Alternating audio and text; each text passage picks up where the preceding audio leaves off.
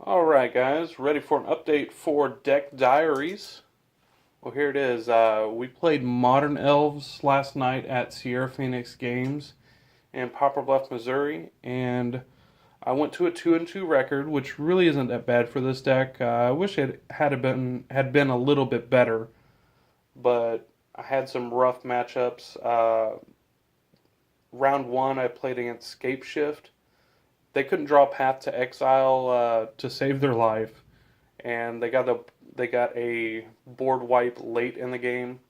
I had double Collected Company and the mana to cast them as backup, so I beat Scape Shift. Round two, I played against Boggles.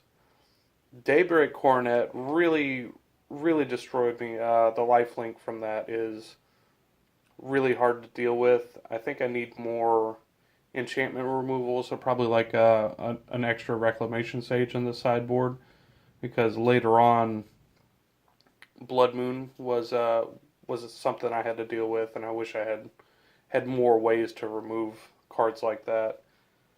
Round three, I played against Dredge. Dredge, they played Dark Blast. They have Dark Blast, one in the main, and he told me he had one in the main, one in the side after the games.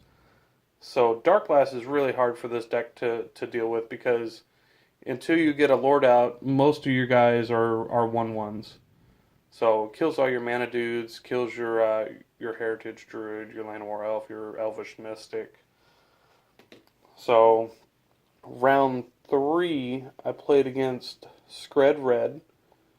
Scred Red, they didn't have a whole lot of spot removal during the games, so I was able to get them with that. They couldn't find Anger of the Gods, so I basically just overwhelmed them. Like I said, they had Blood Moon game two, and I ended up getting around it.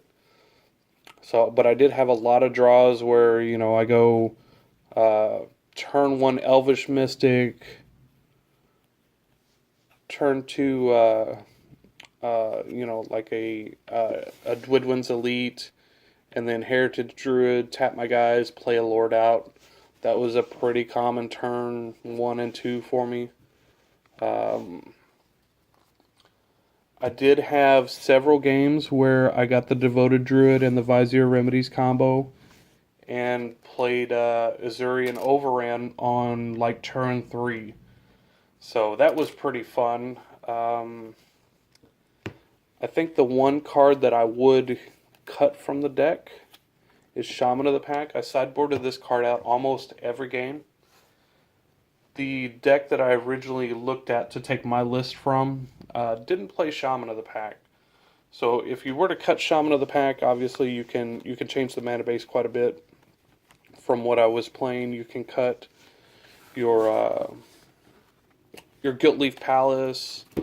You can cut the Shockland, and just play a more green-white based deck, which I think might help the deck. It was really powerful. Some games I did get double Shaman of the Pack from a Collected Company, and just kind of won the game from there. So that was kind of fun. There was one game against the Scred Red player. I got to transform Westvale Abbey. So that was awesome, being able to attack for 7 or for 9 and just get out of range because of the lifelink. So that was cool. Changes to the sideboard. I sideboarded every card but 5, and those 5 cards were Chameleon Colossus, Kataki Warwage, Eidolon Rhetoric, and Stony Silence. If I were to add a Reclamation Sage, I'd probably cut the Stony Silence or the Kataki. I got to dodge the Storm player, and I got to dodge the Affinity player last night, so luckily I didn't have to deal with those decks, so none of these cards got sideboarded in. Next week is Standard at Siera Phoenix in Poplar Bluff, Missouri, so we're going to play some Standard next week. So keep an eye out for another Deck Diary series. I'll probably have it uploaded early part of the week. So thanks for watching, and we'll see you next week.